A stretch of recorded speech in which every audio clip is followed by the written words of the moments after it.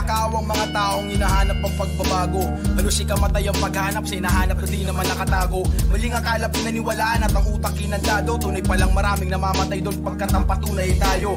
Masarap mabuhay para sa ilan, ngunit sa karamihan ito'y sumpa. Pinipiling mamatay sa hirap kaysa mabuhay bilang dukha.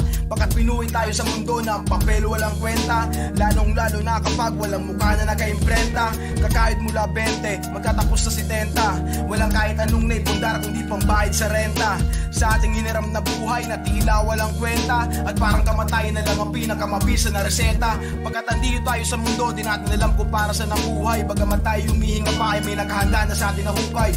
Humihinga na lang at di natin alam kung ano ang pakay. Para tayong mga presong inaaliw na sa pagbitay ay nakahanay. At kung realidad ang pag-uusapan niyo, kung pag-usapan walang kwenta, nakakadiring pakinggan mga ginawa nilang komedya.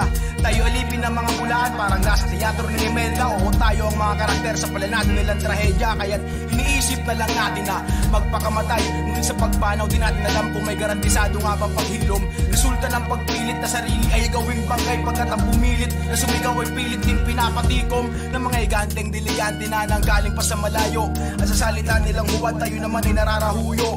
Ngunit bakit nila di natin masisit? Wala tayong maipapayo. Pagkat Pilipinas nga mahirap malig, paano pa kaya ang mga tao?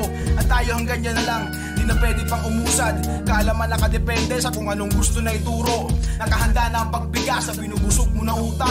Inulma kabilang kasangkapan sa kanilang niluluto.